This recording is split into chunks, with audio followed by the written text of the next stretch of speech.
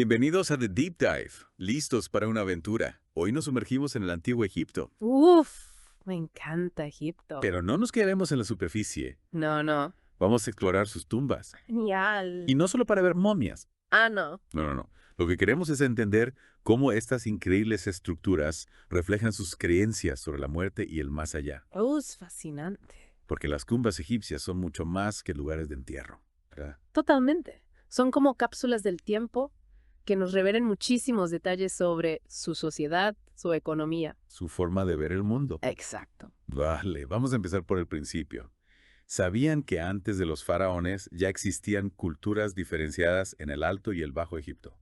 ¿En serio? Sí. Y lo más curioso es que sus prácticas funerarias eran completamente distintas. Increíble, cuéntame más. Bueno, en el Alto Egipto al sur las prácticas eran a lo grande súper elaboradas, mientras que en el Bajo Egipto al norte eran mucho más sencillas. Interesante. ¿Y cómo influyó esta diferencia en el ascenso de los faraones? Pues mira, la cultura sureña, con su gusto por lo monumental, terminó imponiéndose. Y esto sentó las bases para la época faraónica y sus tumbas colosales. Claro, como si hubieran heredado esa tradición de hacer las cosas a lo grande. Exacto. Y ahí es donde entran Abidos y Saqqara, ¿no? Las primeras necrópolis reales, para las dos primeras dinastías. Sí, y en este periodo vemos cómo evoluciona la arquitectura funeraria. Empiezan a aparecer las mastabas, que son tumbas rectangulares bastante grandes, sobre todo para altos O funcionarios. sea que no solo eran para los faraones. No solo. Y lo interesante es que se encuentran mastabas tanto al norte como al sur, lo que nos da una idea del poderío del faraón con influencia en todo el reino. Claro, la gente común de esa época tenía entierros mucho más humildes. Y aquí es donde la cosa se pone realmente emocionante. Así. Llega el Imperio Antiguo, y con él las pirámides. Wow. Es alucinante pensar en la cantidad de trabajo y planificación que hay detrás. Totalmente. Desde la pirámide escalonada de José, que es como una pila de mastabas, hasta las maravillas geométricas de Giza con sus caras lisas. Pero luego, con el colapso del Imperio Antiguo, las pirámides desaparecen. De verdad. ¿Y por qué? No se sabe con certeza, pero parece que pasaron de moda. Se han encontrado intentos de gobernantes locales de hacer sus propias pirámides, pero fracasaron.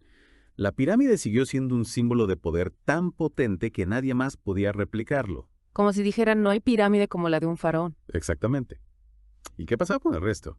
Seguían enterrando a la élite en mastabas. Sí. La élite seguía teniendo sus mastabas y muchas veces decoradas con escenas increíblemente detalladas. Y luego, como siempre, estaban los entierros más sencillos para la gente común. O sea que no se trata solo de la estructura. Estas tumbas estaban decoradas. ¿Pero por qué? No es como si fueran galerías de arte. Bueno, los egipcios creían que lo que se escribía o se representaba en las paredes de la tumba cobraba vida mágicamente en el más allá. ¿Qué fuerte? Entonces no era solo decoración, se trataba de asegurar que el difunto tuviera todo lo necesario para la eternidad. Es como si se llevaran sus pertenencias al extremo. ¿Te imaginas querer llevarte todo contigo al más allá? Menudo lío. Por ejemplo, las pirámides estaban adornadas con escenas que mostraban al faraón como el garante del Mat.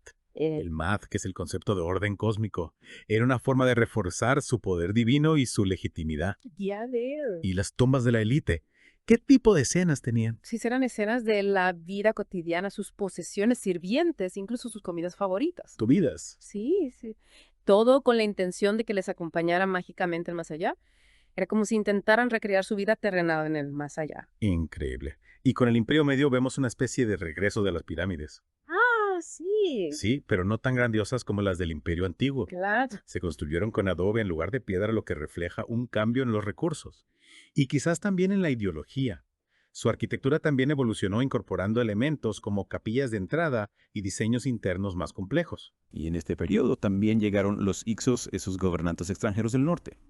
Adoptaron las prácticas funerarias egipcias. Pues no del todo. Los Hyksos trajeron sus propias costumbres funerarias que eran diferentes a las tradicionales egipcias. Es otra muestra de la agitación cultural de la época. Claro.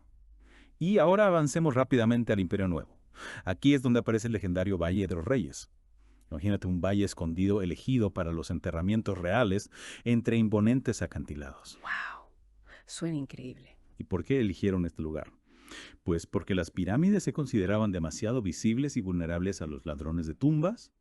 El Valle de los Reyes ofrecía mayor aislamiento y protección, Tiene sentido. y abandonaron las pirámides por completo. Y bueno, en cierto modo sí. Durante el Imperio Nuevo vemos un cambio definitivo en ese sentido. También empezaron a separar la tumba del lugar de culto construyendo templos funerarios aparte del lugar del entierro. Interesante. Y el Valle de los Reyes era solo para las tumbas. Exacto. Y hay un detalle curioso, la cima que domina el Valle de los Reyes tiene una forma que recuerda a una pirámide. ¿En serio? Sí, algunos estudiosos creen que esto pudo influir en su elección, como un guiño sutil a la antigua tradición. Como si la forma de la pirámide siguiera teniendo un significado especial. Exacto. Y hablando de tradición, estas tumbas seguían estando profusamente decoradas.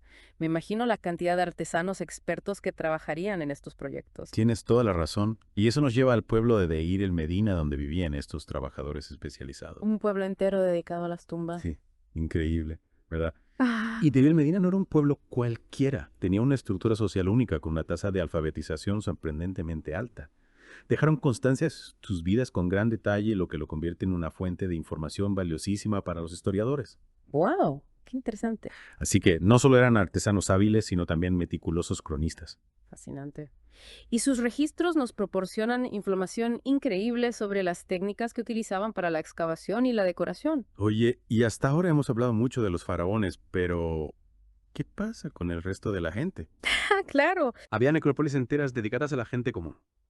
Durante el Imperio Nuevo vemos el contraste entre la necrópolis tebana para la capital del sur y Saqqara para la capital del norte, Memphis. Así que incluso en la muerte había una división norte-sur. En cierto modo, sí.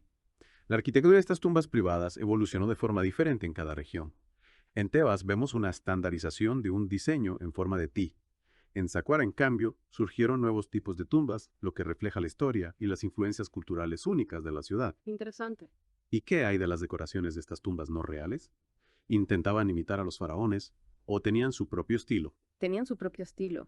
De hecho, vemos muchas escenas estandarizadas en las tumbas tebanas que reflejan tanto aspectos de la vida cotidiana como rituales funerarios clave. ¿Qué tipo de escenas? Bueno, algunas de las más comunes son la peregrinación a Abidos, que era una ciudad sagrada asociada a Osiris, el dios del inframundo. También está la ceremonia de la apertura de la boca, un ritual destinado a restaurar los sentidos del difunto en el más allá. Y por supuesto están las clásicas escenas de ofrendas al difunto, escenas de la vida cotidiana, la procesión fúnebre y el banquete funerario. Un banquete en el más allá. Suena divertido. Pero antes de que nos dejemos llevar por la imaginación, no podemos olvidarnos de los últimos periodos de la historia egipcia. ¿Qué pasó con la arquitectura de las tumbas y las prácticas funerarias después del Imperio Nuevo? Pues el tercer periodo intermedio y el periodo tardío fueron épocas de muchos cambios, ¿no? Con inestabilidad política y dominio extranjero. Ya veo. Y claro, eso también se reflejó en las prácticas funerarias. Es fascinante cómo la historia y la política dejan su huella incluso en la muerte. Totalmente. Hasta las tumbas reflejan esos cambios. Es como si la arquitectura también hablara. Exacto. Por ejemplo, las tumbas reales de Tanis, una ciudad en el delta del Nilo, muestra una mezcla de influencias egipcias tradicionales y extranjeras. Y también vemos variaciones en las prácticas funerarias de la gente común durante estos periodos. ¿En serio? Reflejan las diferentes culturas que convivían. Es como si la muerte también fuera un crisol de culturas. Interesante. Así que ni siquiera en la muerte los egipcios podían escapar de la historia. Pero mirando hacia atrás en este viaje, por las tumbas egipcias, me llama la atención su evolución. Es un testimonio de su creencia en el más allá. Totalmente. Desde simples fosas hasta elaboradas pirámides y complejos subterráneos, los egipcios invirtieron muchísimos recursos para asegurarse una buena vida después de la muerte. Es verdad, querían llevarse un pedacito de su mundo a la otra vida. Y esas decoraciones son como libros de cuentos en las paredes, contando las historias de sus vidas y sus esperanzas para el más allá. Exactamente. Esas historias conservadas en piedra nos dan una visión única de su mundo, sus creencias y sus valores. Oye, ahora que lo pienso, estoy un poco obsesionada con la idea de los banquetes funerarios. ¿Serio? Imagina festejar con tus seres queridos por toda la eternidad. Uf, eso sí que sería un banquete. Es un concepto fascinante, ¿verdad? Habla de la creencia egipcia de que la muerte no era un final, sino una transición a otro reino, donde la vida en cierto modo continuaba. Una visión optimista de la muerte. ¿No crees? Sin duda. Y hablando de visiones, ¿qué podemos nosotros como exploradores del pasado sacar de todo esto? Buena pregunta. Creo que la conclusión más importante es la enorme cantidad de esfuerzo humano que se dedicó a la creación de estas tumbas. No son solo monumentos a los muertos, sino testimonios del poder de la creencia, Ya vio. de la fascinación por lo que hay más allá y del deseo de dejar un legado. Y lo que es realmente asombroso es que todavía estamos descubriendo nuevos secretos en estas tumbas. Verdad, es como un puzzle sin fin. Que nos sigue fascinando. Exactamente.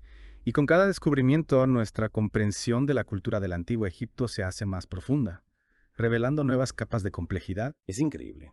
Entonces, para todos que nos escuchan, si alguna vez se sienten un poco perdidos o inseguros acerca de las grandes preguntas de la vida, recuerden a los antiguos egipcios que invirtieron tanto en prepararse para lo que creían que había más allá. Es un recordatorio de que incluso frente a lo desconocido, los humanos siempre han buscado significado y conexión. Es un pensamiento poderoso, ¿verdad? Sin duda. Ya. Te hace preguntarte, ¿qué legados estamos creando hoy? ¿Y qué historias contarán sobre nosotros en el futuro? Esa es una pregunta que vale la pena considerar. Pero creo que nos hemos ganado un descanso del más allá. ¿Te parece? Me parece perfecto. Oye, después de hablar de todas esas tumbas y la vida después de la muerte, me siento un poco rara. A ti no. No sé, como más consciente de que algún día yo también. Así. Es que pensar en todo ese esfuerzo que hacían para prepararse para más allá te pone los pies en la tierra. ¿Verdad? Totalmente. Pero ¿sabes qué me ha dado curiosidad? Dime. Nos hemos centrado en las tumbas de los faraones y la élite. Pero... ¿Qué pasa con el egipcio medio? buena pregunta. Pues no reciben el mismo trato. Mientras que la élite tenía tumbas de lujo, la gente común tenía entierros más modestos. Ya veo. Pero también decoraban sus tumbas. Claro que sí. Aunque no eran tan elaboradas como las de la realeza, seguían incluyendo decoraciones y ofrendas. ¿Ah, sí? ¿Qué tipo de cosas? Pues, por ejemplo, a menudo representaban escenas del difunto haciendo actividades cotidianas, como la agricultura o la pesca. Interesante. Sugiere que creían que esas actividades continuarían en el más allá. Es como si quisieran mantener su identidad incluso en la otra vida. Exacto. Y también incluían textos funerarios como el Libro de los Muertos. ¿Libro de los muertos? ¿Qué es eso? Era como una guía para el más allá, con instrucciones y hechizos para ayudar al difunto a navegar por el inframundo. ¡Wow! No querían que se perdieran por el camino. Exacto. Estos textos revelan un sistema de creencias muy complejo, con dioses, demonios, rituales, Suena complicado. que el difunto tenía que superar para alcanzar la felicidad eterna. Es increíble cómo sus creencias impregnaban todos los aspectos de sus vidas, incluso más allá de la tumba. Es verdad. La muerte era solo una etapa más en un viaje mucho más largo. Y todo esto nos muestra el poder de la fe, ¿no? Y el deseo humano de encontrarle sentido a lo desconocido. Totalmente. Aunque sus creencias nos parezcan extrañas, hoy en día hay algo universal en su deseo de una vida después de la muerte. Sí, al final todos buscamos lo mismo. Creo que eso es lo que hace que explorar culturas antiguas sea tan fascinante. Estoy de acuerdo. Podemos estar separados por miles de años, pero al final compartimos las mismas inquietudes. Y al conocer otras culturas, entendemos mejor la nuestra propia. Totalmente. Bueno, pues con esto terminamos nuestra inmersión en las tumbas del Antiguo Egipto. Ha sido un viaje increíble. Gracias por acompañarnos. Esperamos que se lleven nuevas ideas y la inspiración para seguir explorando el pasado. Hasta la próxima.